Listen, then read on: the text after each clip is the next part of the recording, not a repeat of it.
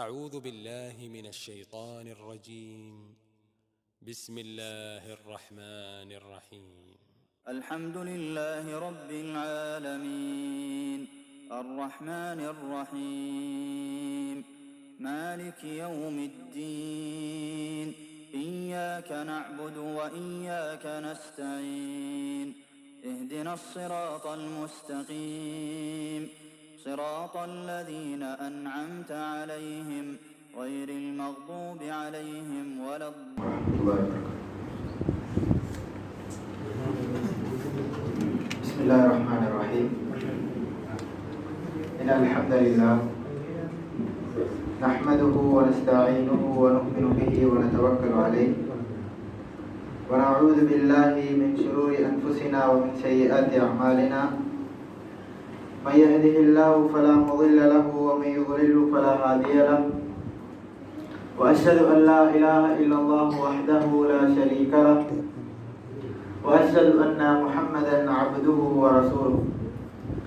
فقد قال الله تعالى في القرآن الكريم بعد أعوذ بالله من الشيطان الرجيم قل هل ننبئكم بالأخسرين أعمالا الذين ضل سعيهم في الحياة الدنيا وهم يحسبون أنهم يحسنون صنعا. وقال رسول الله صلى الله عليه وسلم إياكم ومحقرات الذنوب فإنه يجتمعن على الرجل حتى يهلكنه.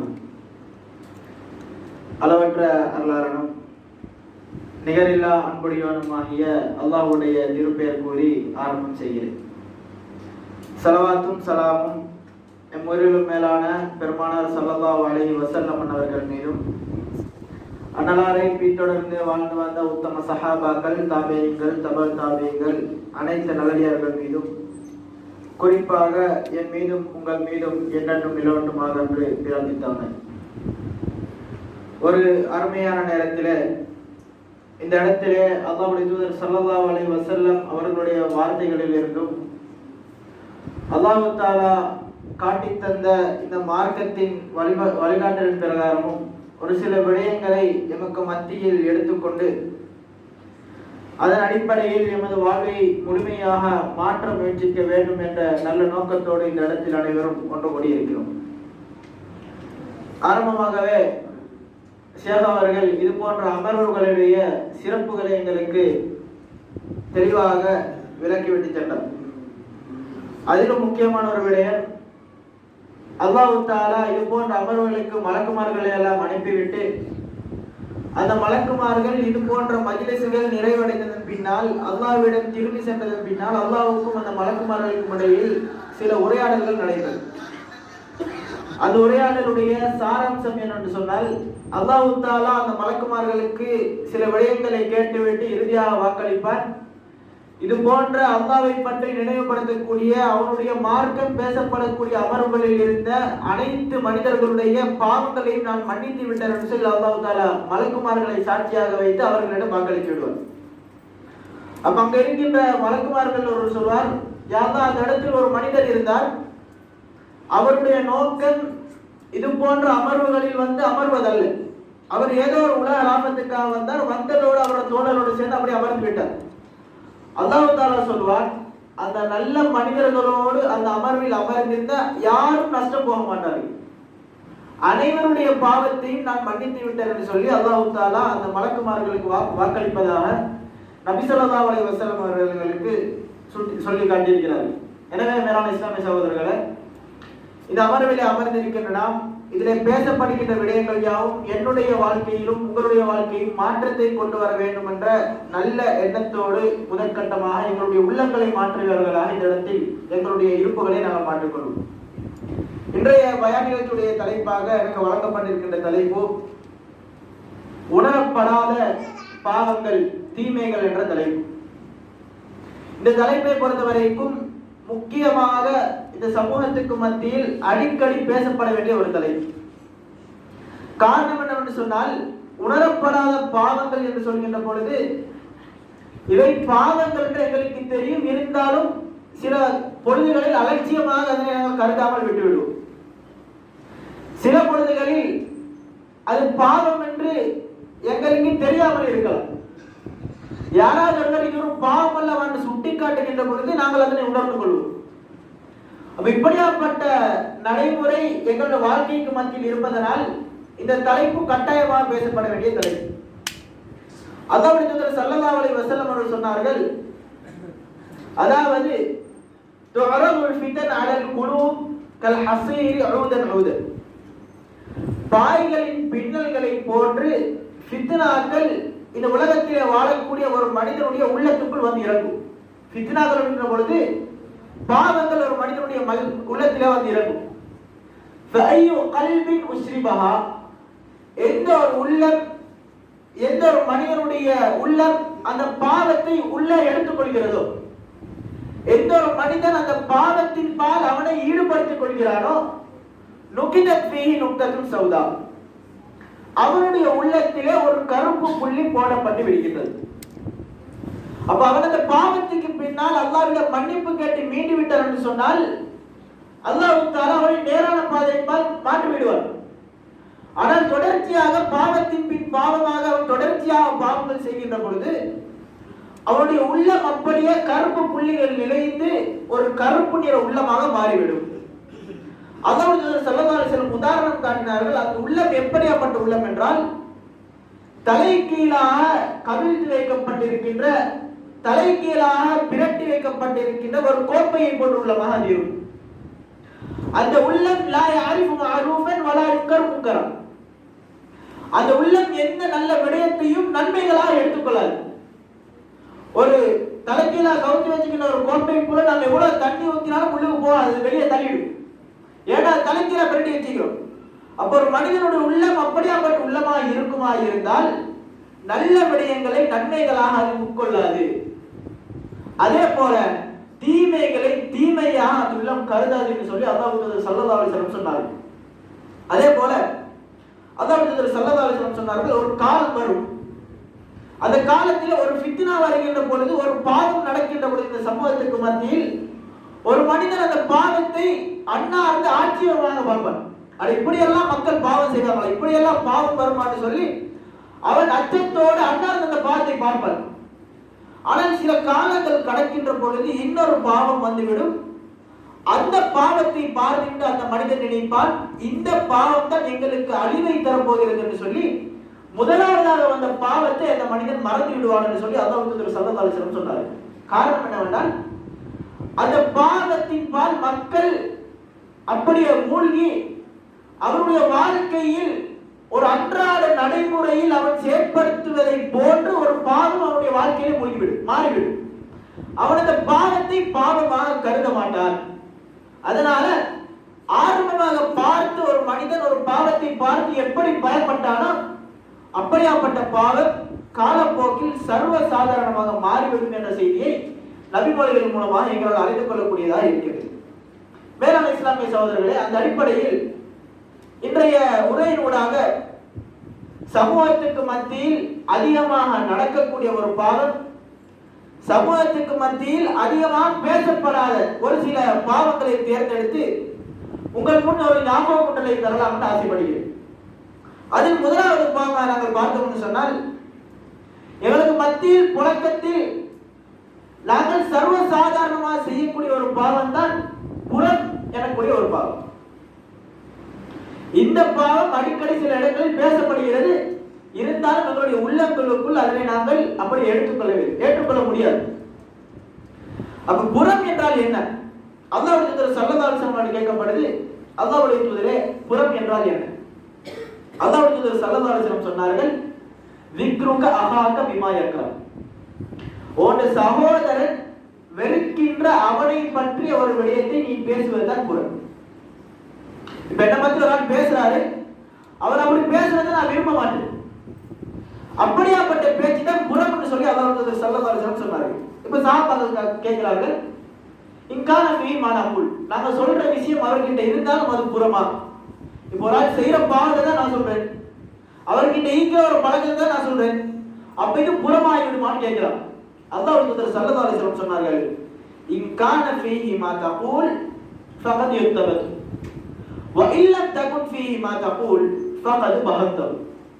நீ சொல்ற விஷயம் அவனுக்கிட்ட இருந்தால் தான் அது புறம். நீ சொல்ற விஷயம் அவனுக்கிட்ட இல்லைன்னு சொன்னால் நீ அவன் மீது அவதூறு சொல்லிவிட்டாய், விட்டு கட்டி விட்டாய். இன்னைக்கு நாம நம்ம வாழ்க்கையில பழக்கமா மாறிவிட்டு நாம அதை பாவமா கருதுறது. 5 நேரம் பள்ளிக்கு வரோம், நேரத்துக்கு தொழுறோம், எல்லா இபாதத்துகளும் ஈடுபடுறோம். ஆனால் அல்லாஹ் ஸல்லல்லாஹு அலைஹி வஸல்லம் அவர்கள் எச்சரித்த ஒரு பாவமா இந்த பாவத்தை நாம் கருதாம இருக்கிறோம். எந்த அளவுக்கு அல்லாஹ் ஸல்லல்லாஹு அலைஹி வஸல்லம் அவர்கள் சொன்னார்கள் என்றால், நாளை மறுமை நாள்ல அல்லாஹ் ஸல்லல்லாஹு அலைஹி வஸல்லம் அவர்கள் கண்ட சில காட்சிகளை சொல்றாங்க. மிராஜுடைய பயணம் போன பொழுது சில காட்சிகளை கண்டாங்க. அது ஒரு காட்சி என்னவென்றால், சில மனிதர்கள் செம்பிலான நகங்களால் தன்னுடைய முகங்களை நெஞ்சி பகுதிகளை போட்டு கிழிச்சு கொண்டிருக்கிறார், தனக்குத்தானே அநியாயம் செஞ்சு கொண்டிருக்கிறார். அப்ப அல்லாஹ் கேட்டார்கள், யார் அப்பா இந்த மக்கள்? அவங்களுக்கு அவங்களை அநியாயம் செஞ்சு கொண்டிருக்கிறாங்க. அல்லாஹ் ஒரு தூதரிடம் சொல்லப்பட்டது, ஹா உலா இல்லதீன யக்குலூன லுஹூமன் நாஸ், இவர்கள் தான் மனிதர்களுடைய இறைச்சியை சாப்பிட்டவர்கள். இந்த உலகத்தில் வாழ்ற பொழுது மனிதர்களுடைய இறைச்சியை உண்டவர்கள் இவர்கள். அல்லாஹ் அல்குர்ஆனில் சொல்கிறபடி சொல்கிறான், வலா யக்தப் பஅதுகும் பஅதா, உங்கள் ஒருவர் இன்னொருவரை பற்றி புறம் பேசாதீர்கள். ஏன் தெரியுமா? அய்யுஹிப்பு அஹதுக்கும் ஐ யஅகுல லஹ்ம அஹீஹி மைத்தன் ஃபகரித்துமு, உங்களை யாராவது ஒருவர் உங்களுடைய சகோதரன் இறந்ததன் பின்னால் அவரை இறைச்சியை சாப்பிடுறது விரும்புகிறார்.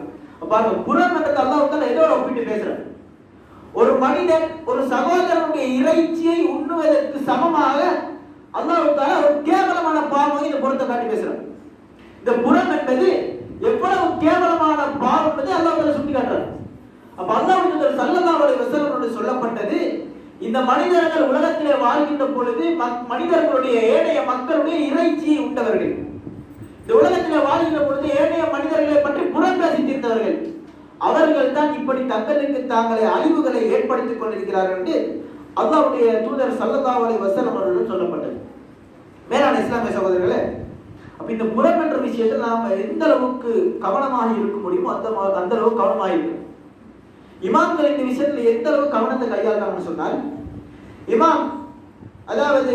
இமாம் சீராசி எனக்கூடிய ஒரு இமாம், அவர் சொல்றாரு, அவர் சின்ன வயதா இருக்கும் பொழுது அதிகமான அறிஞர்கள் ஒன்று கூடக்கூடிய ஒரு சபையில அவரோட வாப்போட இருந்தார், சின்ன வயசு. அப்ப தஹஜ்ஜுடைய நேரத்துல அவரோட வாப்பா அவர் எழுப்பாட்டி 2 பேரும் தஹஜ்ஜத் தொழுறாங்க.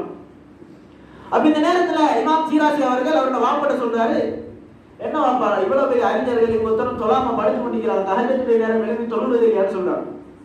அப்ப இதே மாதிரி ஒரு நிலைமை நமக்கு வந்துச்சுன்னு சொன்னா நம்மள பிள்ளைங்க நம்ம நசீஹத் நினைச்சு பேசுவோம். ஓ அப்பா இவங்க இப்படிதான் தொழ மாட்டாங்க, நாங்க தான் முடிஞ்ச அளவு இபாதத் செய்யணும், நாங்க முடிஞ்ச அளவு மனதை கட்டுப்படுத்திக் கொள்ளணும், இப்படின்னு சொல்லி நாங்க செய்வோம். நசீஹத் பேர்ல அவருக்கு நசீஹத் செஞ்சு கொண்டிருக்கோம். ஆனால் இமாம் சீராசி அவர்களுடைய வாப்பா சொன்னாரு, இந்த நேரத்துல நீங்க எழுப்பி இப்படி மத்தவங்களை பத்தி புற பேசுறது நீங்க படுத்திக்கிறதே சிறந்ததுன்னு சொல்லி சொன்னாங்க.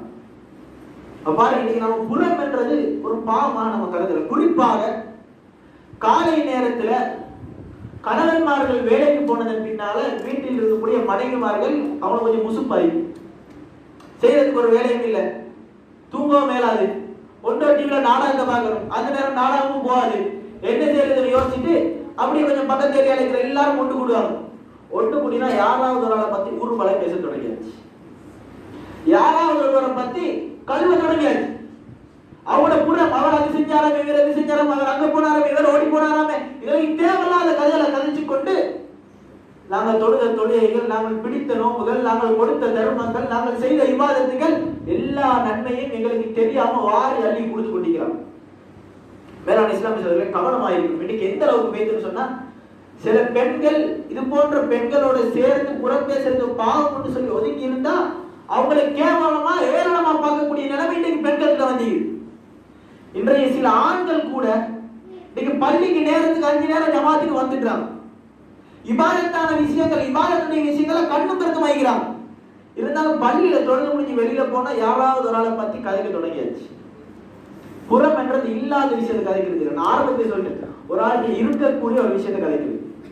உதாரணமாக நான் இந்த இடத்துல பயான் பண்ணி கொண்டிருக்கிறேன், பயான் பண்ணி முடிஞ்சு வெளியில போயிட்டு ஏதாவது ஒரு பாவத்தை செய்யறது, யாராவது ஒரு ஆள் கண்டுட்டாரு, கண்டு அவர் என்ன செய்வாரு, வந்து இன்னொரு ஆள்கிட்ட இவர் பெருசா பயான் பண்ணி திரிகிறார், இவரே இந்த பாவத்தை செய்யறாரு, இவரே பயான் பண்ணி திரிகிறார், இவரே சிகரெட் அடிச்சு திரிகிறாரு, இப்படியாப்பட்ட நான் செஞ்ச பாவத்தை ஒரு ஆள் சொன்னால் அதுதான் புறம்.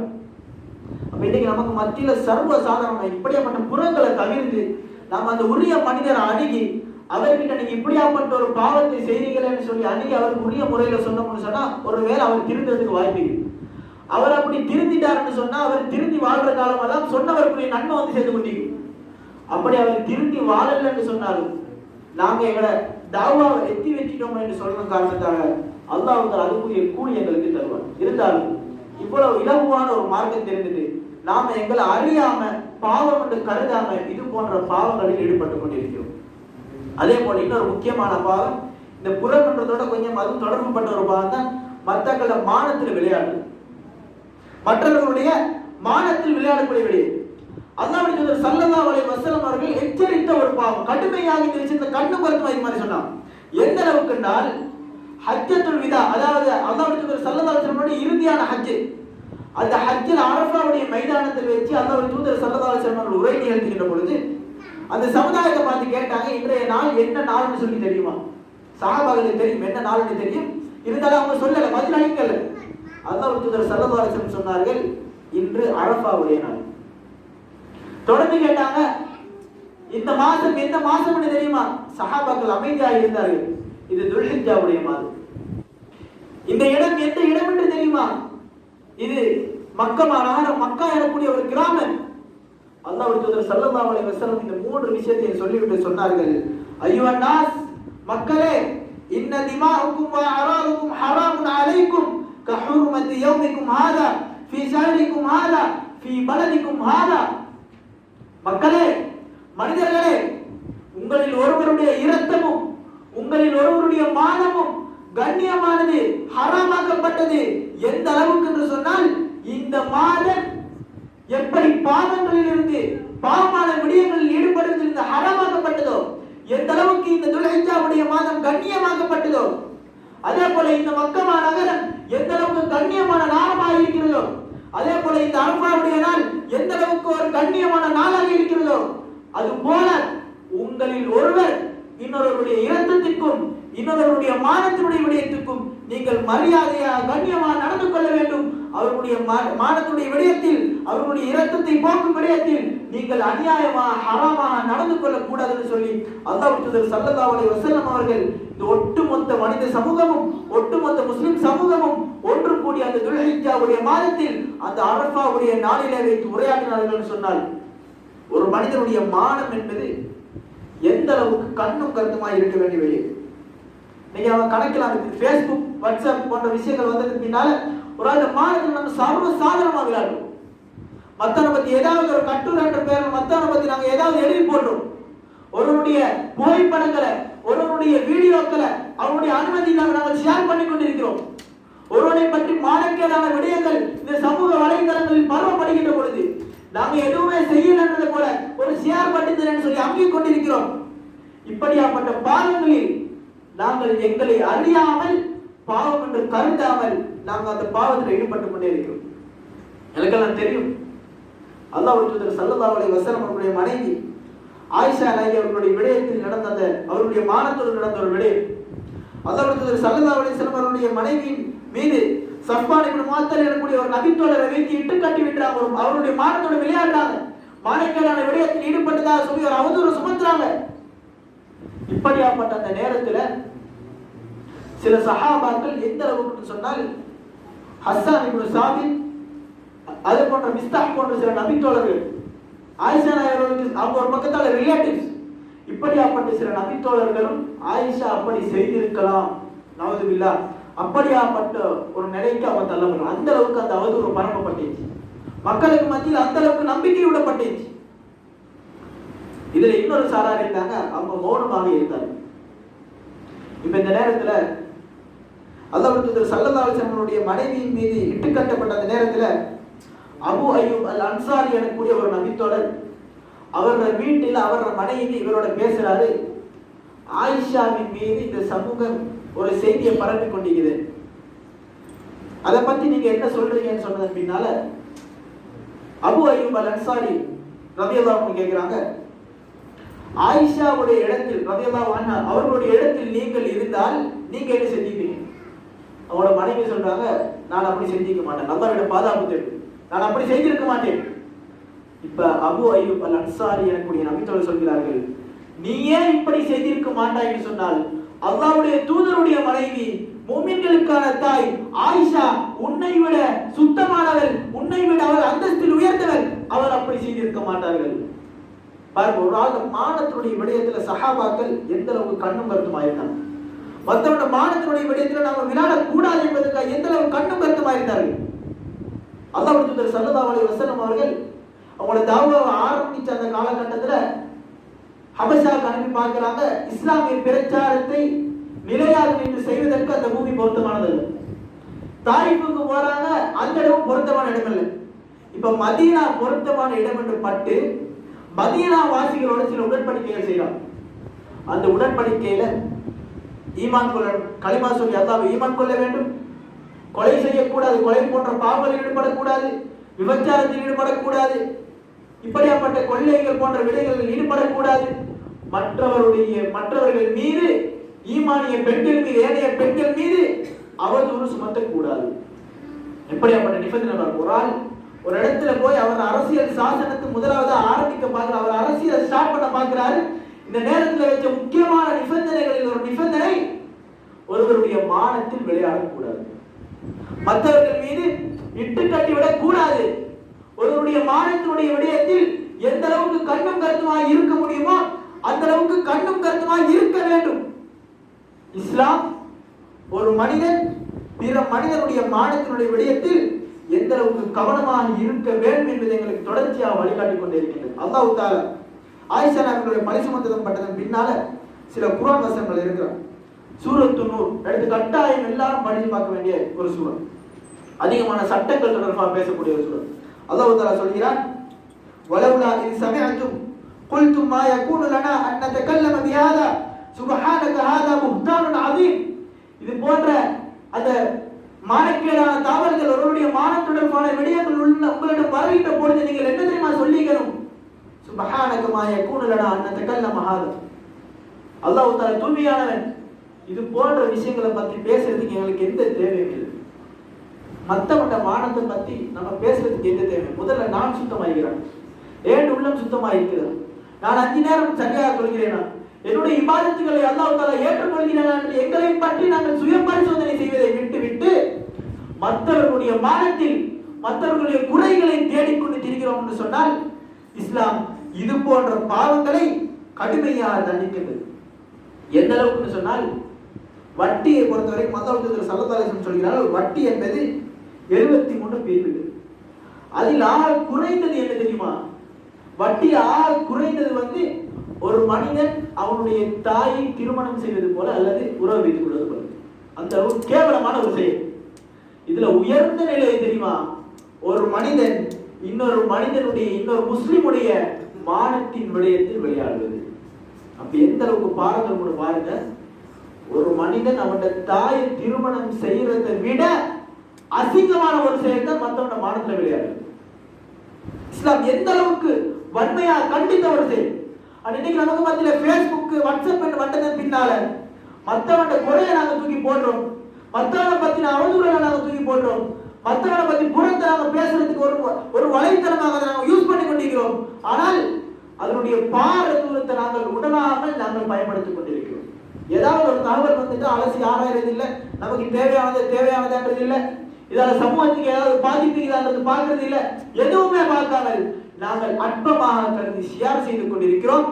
இஸ்லாம் இது போன்ற குற்றங்களுக்கு கடுமையான தண்டனையில் இருப்பதாக எங்களுக்கு சொல்லியிருக்கிறது. மேலான இஸ்லாமிய சகோதரர்களே, அதே போல நாங்கள் உணராத இன்னொரு பாவம் தான் மிக முக்கியமான பாவம், மற்றவர்களை பரிகாசம் செய்வது, ஏளனமாக கருதுவது, பட்ட பேர் சொல்லி பேசுவது. அல்லாஹ் தஆலா அல்-குர்ஆனிலே சொல்கிறான், யா அய்யுஹல்லதீன ஆமனு லா யஸ்கர் கௌமுன் மின் கௌமின் அஸா அன் யகூனு கைரன் மின்கும் வலா நிசாஉன் மின் நிசாஇன் அஸா அன் யகுன்ன கைரன் மின்ஹுன்ன. அல்லாஹ் தஆலா சொல்கிறான், ஈமான் கொண்டவர்களே, உங்களில் ஒருவர் இன்னொரு கூட்டத்தை பார்த்து பரிகாசம் செய்யாதீர்கள். இப்னு அப்பாஸ் ரலியல்லாஹு அன்ஹு அவர்கள் இந்த குர்ஆன் வசனம் இறங்கினதுக்கான சபபு நுஸூல் சொல்கின்ற பொழுது, அல்லாஹ்வுடைய தூதர் ஸல்லல்லாஹு அலைஹி வஸல்லம் அவருடைய சபையில ஒரு நபித்தோழர் இருந்தார், சாபித் இப்னு கைஸ் இப்னு ஷம்மாஸ் எனக்கூடிய ஒரு நபித்தோழர். இவரை பற்றி அதிகமான செய்திகள் வருகிறது. இவர் ஒரு சிறப்பு மிக்க நபித்தோழர். அதாவது அல்லாஹ்வுடைய தூதரை விட உங்களுடைய சத்தத்தை உயர்த்தாதீர்கள் என்று சொல்கின்ற பொழுது அந்த வசனம் தனக்காக இறங்கியது என்று சொல்லி வருந்தி கவலைப்பட்ட ஒரு நபித்தோழர், ஒரு சிறந்த ஒரு நபித்தோழர். இப்ப சாபித் இப்னு கைஸ் இப்னு ஷம்மாஸை பொறுத்த வரைக்கும் அவருக்கு காது கேட்கறது கொஞ்சம் குறை. அப்ப இவர் பொதுவா நபி ஸல்லல்லாஹு அலைஹி வஸல்லம் சபைகளுக்கு வந்தாருன்னு சொன்னா அவர் லேட் ஆகி வந்தாலும் சஹாபாக்கள் பிரிச்சு அவர் கிடந்து கொடுத்துருவாங்க முன்னுக்கு போறதுக்கு. இப்ப சாபித் இப்னு கைஸ் இப்னு ஷம்மாஸ் ரலியல்லாஹு அன்ஹு ஒரு முறை சுபஹ் தொழுகைக்கு வராங்க, கொஞ்சம் லேட் ஆகி வந்துட்டாங்க, ஒரு ரக்காத் பிந்திட்டு. இப்ப தொழுது முடிஞ்ச சஹாபாக்கள் எல்லாம் அப்படி அல்லாஹ்வுடைய தூதரை சூழ்றாங்க. அல்லாஹ்வுடைய தூதர் நல்ல உபதேசம் செய்யறதுக்கா அவங்க சுபஹ் தொழுகைக்கு பின்னால உபதேசம் செய்வாங்க. இப்ப சாபித் இப்னு கைஸ் ரலியல்லாஹு அன்ஹு தொழுது முடிஞ்சதுக்கு பின்னால மக்கள்கிட்ட இடம் தருமாறு கேட்டு இடம் விடுங்கப்பான்னு சொல்லி முன்னுக்கு போறாரு. சுபஹுடைய நேரம் இருட்டாகி இருக்கும், யாருக்கும் யாருன்னு விளங்காது. இப்ப இவர் இடம் கேட்டு முன்னுக்கு போனதுக்கு பின்னால இவருக்கும் அல்லாஹ்வுடைய தூதருக்கும் இடையில ஒரு மனிதர் இருக்கிறாரு. அவர்கிட்ட போய் இடம் கேட்டதோட அந்த சஹாபா யாருன்னு பார்க்கல, உங்களை கிடைச்ச இடத்த உட்காருன்னு சொல்லி உட்கார வச்சுட்டார். இப்ப சாபித் இப்னு கைஸ் கோபம் வருது. அட எனக்கு காது கேட்காதுன்னு சொல்லி இவங்களுக்கு தெரியும். பின்னால் இருந்து சொன்னா அல்லாஹ்வுடைய தூதர் பேசக்கூடிய விஷயங்கள் எனக்கு பெரும்பாலும் கேட்காது. இவர் எனக்கு இடம் தராம அதே மறுத்துட்டாருன்னு சொல்லி கோபத்துல மக்கள் கேட்கிறது யார் அப்பா இவர்? அப்ப நபித்தோழர்கள் சொல்கிறார்கள், இன்னாருடைய மகன் தான் இவர் இன்னார் தான் அப்படின்னு சொல்லி அவர் அடையாளப்படுத்துறாங்க. இப்ப அந்த சாபித் இப்னு கைஸ் ரலியல்லாஹு அன்ஹு அவர்கள் அந்த மனிதனை பார்த்து அவரது தாயை ஏளனமா பேசுறாங்க. தாயை ஏளனமா பேசுறாங்கன்னு சொன்னா ஜாஹிலியா காலத்துல இவங்களோட தாயை ஒரு பேர் சொல்லி அழைத்து ஏளனமா கருதுவாங்க. அப்படியாப்பட்ட பேரா இன்னாருடைய மகன், இன்னாருக்கு பிறந்தவர் அப்படின்ற மாதிரி ஏளனமா சொல்லிட்டாங்க.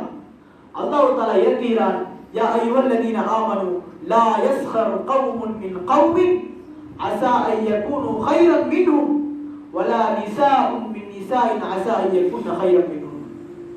ஈமான் கொண்டவர்களே, உங்கள ஒரு ஆள் அடுத்த ஆளை பரிகாசம் செய்யாது.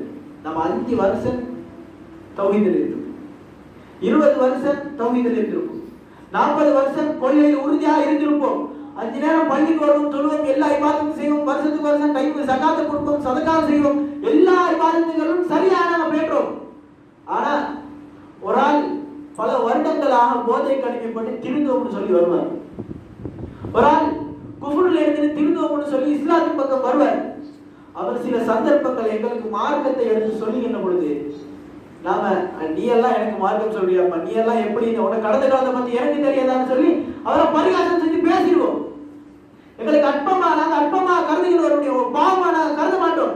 அல்லாஹ் தஆலா சொல்கிறான், அஸா யகூனு கைரன் மின்ஹும், பரிகாசம் செய்பவர்களை விட பரிகாசம் செய்யப்படுபவர்கள் சில வேளை சிறந்தவர்களாக இருக்கலாம். அவர் செஞ்ச தௌபா நீ 20 வருஷம் தொழுகையை விட அவர் செஞ்ச தௌபா சிறப்பாயிருக்கும்.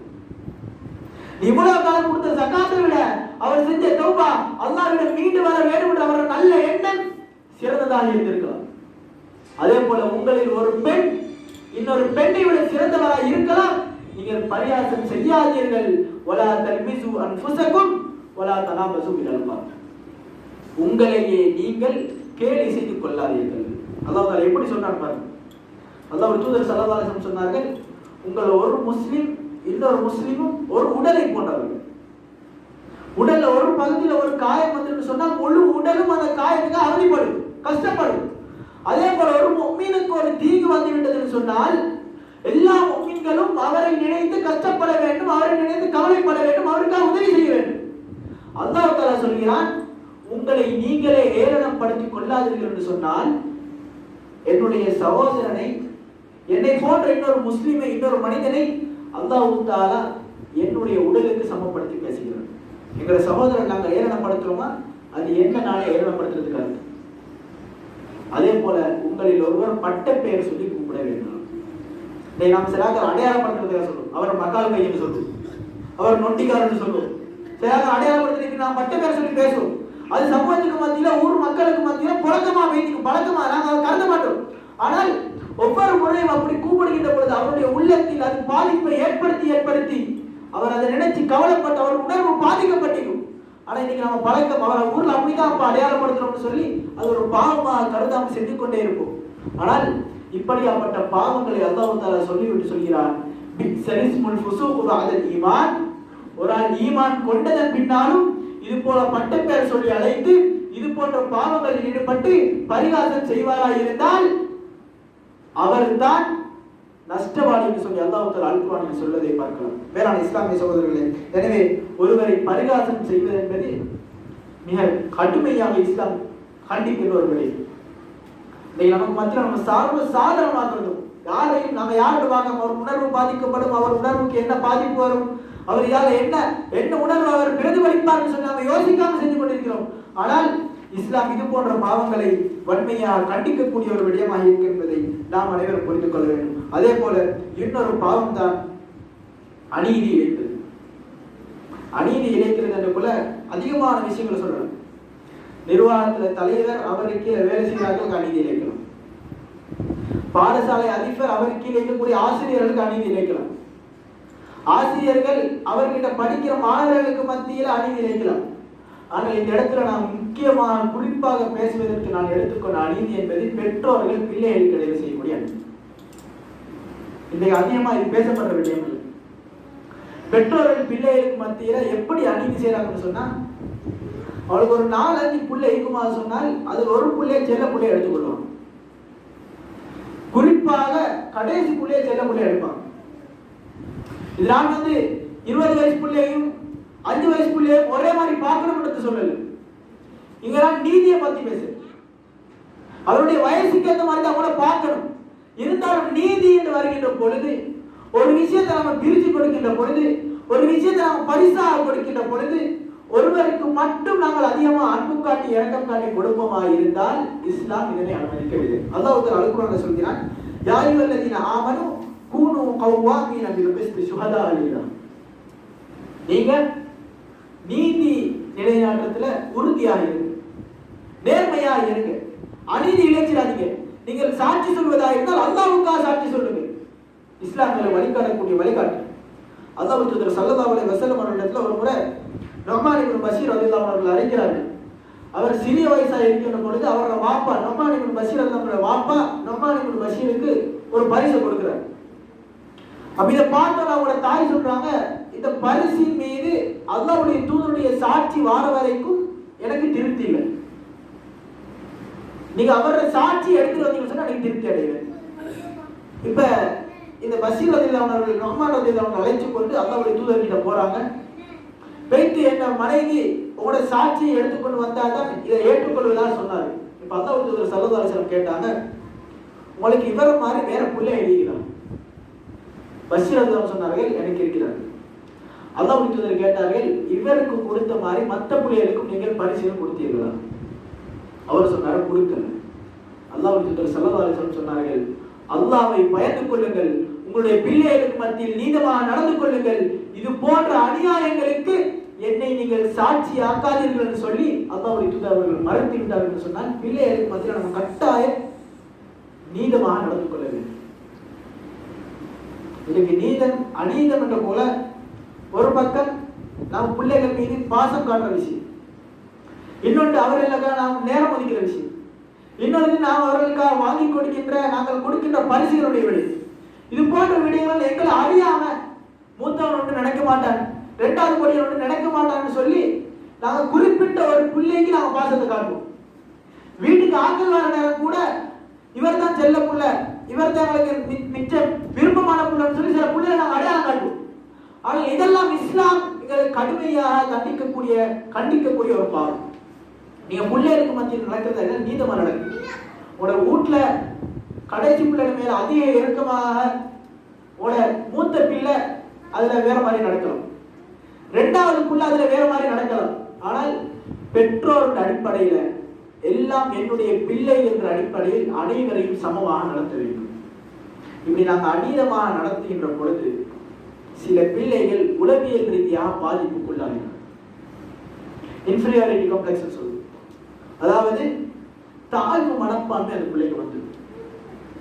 ஒரு பிள்ளைக்கு படிப்புல கொஞ்சம் ஆர்வம் குறைவாயிருக்கும், இன்னொரு புள்ள அதுல கெட்டிக்காரன் வைப்பான், அவர் வகுப்புல 1வது வருவான், அடுத்த புள்ள கொஞ்சம் வகுப்புல பின்னடை வைப்பான். அப்ப அந்த புள்ள அதாவது முதலாவது வந்த பிள்ளைக்கு தான் அதிகமாக உமா அப்பா இறக்கம் காட்டுறாங்க, அவங்கள தான் கூடுதலாக கவனிக்கிறாங்கன்னு சொல்லி அந்த பிள்ளைய முயற்சியின் காரணமா கொஞ்சம் முயற்சி செஞ்சு ஒரு பிள்ளையாவது முந்தி அடுத்த எக்ஸாம்ல முன்னுக்கு வரும். இந்த நேரத்தில் நம்ம அதை பெருசா கருத மாட்டோம். அந்த புள்ள 2 பேரையாவது தாண்டி முன்னுக்கு வந்தீங்கன்னு சொல்லி நம்ம கருத மாட்டோம். அப்ப இந்த நேரத்தில் நாம என்ன செய்வோம்? வீட்டுக்கு வந்ததுனால உனக்கும் சோதத்தாரன் அவனுக்கும் சோதத்தான் கொடுக்குற ஒன்னாளியால படிச்சு முன்னுக்கு வர முடியாதுன்னு சொல்லி அந்த பிள்ளையோட உணர்வு பாதிக்கப்படுற மாதிரி நாம நடந்து விடுவோம். ஆனால் அதனால ஏற்படுகின்ற விளைவுகளை நாங்கள் நினைக்காமல் சிந்திக்காமல் விட்டுவிடுவோம். வேற இஸ்லாமிய சகோதரர்களே, இன்றைக்கு உளவியல் ஆய்வுகள் சொல்லுகின்ற ஒரு முடிவு தான் இன்னைக்கு அதிகமான தீவிரவாத விடயங்கள், அதிகமான கொலை கொள்ளை கற்பழிப்பு போன்ற அசிங்கமான விடயங்களில் அதிகமான கிரைம் விடயங்களில் ஈடுபடக்கூடியவர்கள் யார் என்று சொன்னால் சிறிய வயதில் பெற்றோர்களால் ஒடுக்கப்பட்டவர்கள். நம்ம சில விஷயங்களை நோமலா சொல்லிட்டு பேசுறோம், பெருசா கருத மாட்டோம், பெருசா நினைக்க மாட்டோம். அதுல பின்விளைவு இப்படின்னு சொல்லி நம்ம நினைக்க மாட்டோம், நோமலா சிம்பிளா சொல்லிட்டு பேசுறோம்.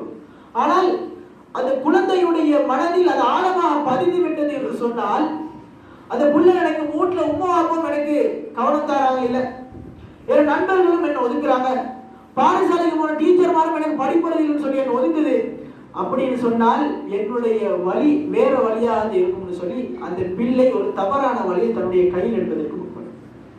வேளாண் இஸ்லாமிய சோதரர்களே, பிள்ளைகளுக்கு மத்தியில் அநீதமாக நடக்கிறதன் காரணமாக அதிகமான விளைவுகள் பின்விளைவுகள் நம்ம நேரிடக்கூடும். அதுல முக்கியமாக நாங்கள் அட்டாச்மெண்ட் டிசார்டர் எனக்கூடிய ஒரு டிசார்டர் அந்த பிள்ளைகளுக்கு வந்துவிடும். நம்ம பிள்ளைகளுக்கு மத்தியில் நீதமாக நடக்கலன்னு சொன்னா அந்த புள்ள ஒரு எதிர்பார்ப்பிக்கும் யார பக்கம் யார் எனக்கு கூடுதலாக கவனம் தராங்க, யார் என்ன கூடுதலாக கவனிப்பார்கள் சொல்லி அந்த கவனிப்பற்று போகிற நிலையில் இது போன்ற உளவியல் கோளாறுகளுக்கு அந்த பிள்ளைகள் ஆளாகலாம். இஸ்லாமிய மார்க்கமும் இதனைத்தான் எங்களுக்கு வழிகாட்டுகின்றது. உங்களுடைய பிள்ளைகளுக்கு மத்தியில் நீங்கள் நடந்து கொள்வதாக இருந்தால் அவர்களுக்கு மத்தியில் நீங்கள் நீதமாக நடந்து கொள்ள வேண்டும். இஸ்லாம் அதாவது வன்மையாக கண்டிக்கின்ற ஒரு விடயம் பிள்ளைகளுக்கு மத்தியில் நீதமாக நடந்து கொள்ள வேண்டும். அதே போல இன்னொரு விடயம் தான் ஒரு மனிதருக்கு நாம் ஒரு தீர்ப்பு சொல்றோம். நீ சர்வ சாதாரணமா பாவம் என்று உணராம நாங்கள் பாவமா செஞ்சு கொண்டிருக்கோம். தீர்ப்பு வழங்குறது என்றால் ஒரு மனிதனை பார்த்து நீ காஃபி என்று சொல்லிவிடும், ஒரு மனிதனை பார்த்து நீ முஸ்லிம் என்று சொல்லிவிடும், நீ முனாஃபிக் என்று சொல்லிடுவோம், பட் அல்லாஹ் மன்னிக்க மாட்டான்னு சொல்லி நாம முடிவு கொடுத்துருவோம். நீ குறிப்பாக முக்கியமாக இந்த Facebook வாட்ஸ்அப்கள்ல வைத்து நம்ம இந்த Facebookல வைத்து கமெண்ட் செக்ஷன்ல பார்த்தோம்னு சொன்னா காஃபிர் முஸ்லிம் நரகத்து நாயங்கள் சொல்லி சிலர்கள் சொல்றதை பார்க்கலாம். வேறான இஸ்லாமிய சகோதரர்களே, ஸல்லல்லாஹு அலைஹி வஸல்லம் சொன்னார்கள், உங்களில் ஒருவர் இன்னொரு மனிதனை பார்த்து காஃபிர் என்று அழைத்தால் அந்த இருவரில் ஒருவர் மீது அது நிச்சயமாகிவிடும் என்று சொல்லி எச்சரித்தார். அல்லாஹ் ஸல்லல்லாஹு அலைஹி வஸல்லம் காலத்துல உஸாமா ரலியல்லாஹு அன்ஹு அவர்கள் ஒரு போர் காலத்துல அவர் கடுமையா போர் செஞ்சு கொண்டு வராரு. ஒரு மனிதனை கொல்றதுக்கு முற்பட்டு அவரை கொல்றதுக்கு கிட்ட வாங்கினோம்னா அந்த மனிதன் லா இலாஹா இல்லல்லாஹ் சொல்லி கலிமா சொல்றாரு. யாரா இருந்தாலும் அந்த இடத்துல நினைப்போம், உசுருக்கு போய் தான் கலிமா சொல்றாரு சொல்றாரு. உஸாமா ரலியல்லாஹு அப்படி நினைச்சு அவர் கொண்டுட்டார். இப்ப இந்த செய்தி அல்லாஹ் ஸல்லல்லாஹு அலைஹி வஸல்லம் காது கேட்டது. உஸாமா ரலியல்லாஹு அழைச்சார். அந்த மனிதன் கலிமா சொன்னதன் பின்னாலேயும் அவர் நீங்க கொண்டீங்களா, அவரை கொலை செஞ்சீங்களா? உஸாமா ரலியல்லாஹு சொன்னார்கள், அவர் மரணத்தின் பயத்தின் காரணமாக தான் கலிமா சொல்லி இருக்கலாம்னு நான் எண்ணினேன். அல்லாஹ்வுடைய தூதர் ஸல்லல்லாஹு அலைஹி வஸல்லம் அப்படி ஆத்திரம் அவன் கோபம் அடைஞ்சிட்டான். உஸாமா, அந்த மனிதனுடைய உள்ளத்தை நீங்கள் பிளந்து பார்த்தீர்களா என்று அல்லாஹ்வுடைய தூதர் ஸல்லல்லாஹு அலைஹி வஸல்லம் சொல்லிக்கொண்டே இருந்தார்கள். எந்த அளவுக்கு என்றால் உஸாமா ரலியல்லாஹு சொல்கிறார்கள், அந்த நாள் அந்த இடத்தில் கொல்லப்பட்டவர் நானாக இருக்கக்கூடாதா என்று சொல்லி நான் நினைக்கும் அளவுக்கு அல்லாஹ்வுடைய தூதர் ஸல்லல்லாஹு அலைஹி வஸல்லம் அவர்கள் ரிப்பீட் பண்ணி சொல்லிக் கொண்டே இருந்தார்கள். பாருங்க, ஒரு மனிதனுடைய உள்ளத்துல என்ன இருக்கின்ற அறிஞ்சவன் அல்லாஹ் தான். அவன் உள்ளத்துல என்ன இருக்கின்ற, அவன் எதுக்காக என்ன செய்யறான், அவனோட பேக்ரவுண்ட் என்ன, அவர் எதுக்காக இப்படி ஒரு விடயத்தை நாடுன்னு சொல்லி எங்களுக்கு தெரியாது. இருந்தாலும் ஒரு மனிதனுக்கு நாங்கள் நினைப்பதை போன்று அல்லாஹ்வுடைய அதிகாரத்தை கையில் எடுத்து அற்பமாக நினைத்து நாங்கள் தீர்ப்பு வழங்குகிறோம் சொன்னால், வேளாண் இஸ்லாமிய சகோதரர்களே, இப்படியாப்பட்ட பாவம் நாளை மறுமை நாளில் நரகின் பால் இட்டு செல்லும். அல்லாஹ்வுடைய தூதர் ஸல்லல்லாஹு அலைஹி வஸல்லம் சொன்னார்கள், உங்களில் ஒரு மனிதன் இன்னொரு மனிதனை பார்த்து அல்லாஹ் தஆலா உன்னை ஒருபோதும் மன்னிக்க மாட்டான் என்று சொல்லிவிட்டான்னு சொன்னால், நாளை மறுமை நாளில் சொன்ன மனிதனை பார்த்து அல்லாஹ் தஆலா கேட்பான், ஏன் அதிகாரத்தை உனக்கு யாரு கையில தந்தது? அதனால நான் இன்றைக்கு இந்த மனிதனை மன்னித்து நான் சுவர்க்கத்துக்கு அனுப்புறேன், உன்னை நான் நரகத்துக்கு அனுப்புறேன்னு சொல்லி அல்லாஹ் தஆலா அந்த மனிதனை நரகின் பால் தள்ளி விடுவான். அல்லாஹ் தஆலா எங்களை பாதுகாக்க. மேலான இஸ்லாமிய சகோதரர்களே, இறுதியாக அது போன்ற ஒரு பாவம் தான் இன்னைக்கு மார்க்கத்தில் நாம ஃபத்வா கொடுக்கணும். இன்னைக்கு கம்பெடுத்தவங்கெல்லாம் தண்டல்காரன்றது மாதிரி நினைச்சாக்கள் எல்லாம் ஃபத்வா கொடுத்துட்டு. இந்த கூகுள், அதே போல இன்னைக்கு வந்திருக்கிற AI tools, ChatGPT, AI studio, இது மாதிரி சில ஏஐ டூல்ஸ் வந்ததுக்கு பின்னால மார்க்க டவுட் வந்தா உடனே போய் அதில் அடிச்சாச்சு, நாங்கள் ஃபத்வா கொடுத்தாச்சு. மேலான இஸ்லாமிய சகோதரர்களே, இது போன்ற ஏஐ டூல்ஸ் வந்து அதுல எந்த ரிசோர்ஸை பதிஞ்சிக்குதோ அதுல தான் அது எடுத்து தரும் தகவல். அது எடுத்து தாருகின்ற தகவல் சரியானதா பிழையானதா எங்களுக்கு தெரியாது. சரியான முறை அதுக்குரிய அதாவது தகுதியான உலமாக்கள் அணி நாம கேட்கறது. இன்னைக்கு எந்த அளவுக்கு ஃபத்வா கொடுக்குறது பேசுண்டா, இந்த ஃபேஸ்புக்ல கண்ட ஆட்கள் எல்லாம் வந்து மார்க்கத்தை பத்தி பேச தொடங்கிட்டான். மார்க்கத்தை பேசக்கூடாதுன்னு சொல்றோம், மார்க்கத்தை பத்தி பேசலாம், ஆனால் மார்க்க தீர்ப்பை சொல்றது வேற இஸ்லாம் சொல்ற மார்க்கத்தில் ஒரு தீர்ப்பு ஃபத்வா கொடுக்கிறது என்பது அல்லாஹ்வுடைய மார்க்கத்தில் அல்லாஹ் தஆலா இந்த விடயத்தை அங்கீகரித்தான் என்று சொல்வதற்காக. மார்க்கத்தில் நம்ம ஒரு ஃபத்வா கொடுக்கிறோம்னு சொன்னால் அந்த ஃபத்வா என்பது அல்லாஹ் தஆலா மார்க்கத்தில் இந்த விடயத்தை அங்கீகரித்திருக்கிறான்னு சொல்வதற்கு அர்த்தம். அப்ப நம்ம மார்க்கத்தை பற்றிய நுழைவு இல்லாம, இதை பற்றின உசூல்கள் இல்லாம, இதை பற்றின தெளிவு இல்லாம நாம நினைச்ச மாதிரி இந்த ஹதீஸ் இதைத்தான் குறிப்பிடும், இந்த குர்ஆன் வசனம் இதைத்தான் குறிப்பிடும்னு சொல்லி நாம நினைச்ச மாதிரி ஒரு ஃபத்வாவை கொடுத்துட்டோம்னு சொன்னால், மேலான இஸ்லாமிய சகோதரர்களே, அது அல்லாஹ்வின் மீது பொய் உரைப்பதாக அர்த்தமாகிவிடும். அல்லாஹ் அல்-குர்ஆன்ல சொல்கிறான், அந்த அக்கூலு அலல்லாஹி மா லா தஅலம், நீங்கள் அல்லாஹ்வின் மீது உங்களுக்கு அவனை பற்றி அறியாத விடயத்தை சொல்கிறீர்கள். இது எந்த விஷயத்தை அல்லாஹ் சொல்லிட்டு வரான்னு தெரியுமா? ஒரு மனிதன் விபச்சாரம் செய்கின்ற பாவம், ஒரு மனிதன் அல்லாஹ்வுக்கு இணை வைக்கின்ற பாவம், ஒரு மனிதன் செய்கின்ற பெரும் பாவங்களை பத்தி சொல்லி கொண்டு வந்துட்டு அந்த பாவத்துல வரிசையில தான் இந்த பாவத்தை சொல்கிறான் என்று சொன்னால், இது எந்த அளவுக்கு ஒரு பெரும் பாவம் என்று நம்ம புரிஞ்சுக்கணும். மார்க்க தீர்ப்பு வழங்குறது, ஃபத்வா வழங்குறது சர்வசாதாரண. இன்னைக்கு பொதுமக்கள் மௌலவிமார்களுக்கும் ஆளுங்களுக்கும், அதாவது மார்க்கம் பேசக்கூடியவர்களுக்கும் மார்க்கத்தில் ஆய்வு செய்து மார்க்க தீர்ப்பு வழங்குவதற்கும் இடையில இருக்கின்ற வித்தியாசத்தை புரிஞ்சுக்கணும். நீங்க நாம நினைச்சிட பலது பயம் பண்றாங்க, மிம்பர் மேல ஏறார்கள், எல்லாரும் அறிஞர்கள் சொன்னா நினைச்சிடப்படாது. பேச்சாளர்கள் என்பது வேறு, ஆய்வாளர்கள் என்பது வேறு. நம்ம தெரியாத ஒரு ஃபத்வாவை இன்னைக்கு அல்லாஹ் தஆலா பாதுகாக்க வேண்டும். அதிகமான மௌலவிமார்கள் செய்யக்கூடிய ஒரு தவறு, நான் யாரையும் தனிப்பட்ட முறையில் விமர்சிப்பதற்கோ என்னை விட மூத்த ஆளுங்கள் யாரையுமே குறை சொல்லும் நோக்கிலோ நான் சொல்லல. இருந்தாலும் நம்ம சில சந்தர்ப்பங்களில் சில டவுட்ல போய் கேட்கிற நேரம் அவர் இதுக்கு பதில் சொல்லாடி, நான் பிரபலமான ஆளாச்சு, அதிகமான மிம்பர்கள் ஏறனே, இதுக்கு பதில் சொல்லாடி என்னப்பா இவரெல்லாம் மார்க்கம் பேசுறேன்னு சொல்லி மக்கள் என்ன பத்தி ஏறனமா நினைச்சிருவாங்களேன்னு சொல்லி பயத்துல சிலர்கள் ஃபத்வாக்களை கொடுக்கிறாங்க, தவறான ஃபத்வாக்களை கொடுக்குறாங்க. அல்லாஹ் தஆலா பாதுகாக்கணும். வேற இஸ்லாமிய சகோதரர்களே, அபூபக்கர் ரலியல்லாஹு சொல்கிறார்கள், அல்லாஹ்வுடைய மார்க்கத்திலே ஒரு பிழையான தீர்ப்பை நான் வழங்கிவிட்டேன் என்று சொன்னால் எந்த வானம் எனக்கு நிரந்தரம், எந்த பூமி என்னை சுமக்கும், அந்த அளவுக்கு பாரதூரமான ஒரு விடயம் அல்லாஹ்வுடைய மார்க்கத்தில் நான் நினைப்பதை போன்று என்னுடைய இச்சைக்கு உட்பட்டதை போன்று நான் ஒரு மார்க்க தீர்ப்பை வழங்குவேன். ஆனா இன்னைக்கு சமூகத்துக்கு மத்தியில் இது சர்வசாதாரணமாகவே நம்ம பாவமா கருதாம, சில பாவங்களை நாம பாவமா கருதாம செய்யறோமே, அந்த பட்டியல்ல நாம நினைச்ச மாதிரி மார்க்க தீர்ப்பு வழங்குறதுக்கு வந்துட்டு. இமாம் அஹ்மத் அவர்களிடம், இமாம் மாலிக் அவர்களிடம் ஒரு மனிதர் கிட்டத்தட்ட 40 கேள்விகள் எடுத்துக்கிட்டு வர, அந்த டவுட் எல்லாம் என்ன செஞ்சுருவோம், நிறைவு செஞ்சுட்டு போய்க்கிறோம்னு சொல்லி தூர பிரதேசத்துக்கு அவங்க ஊர் மக்கள் சேர்ந்து அனுப்பி வைக்கிறாங்க.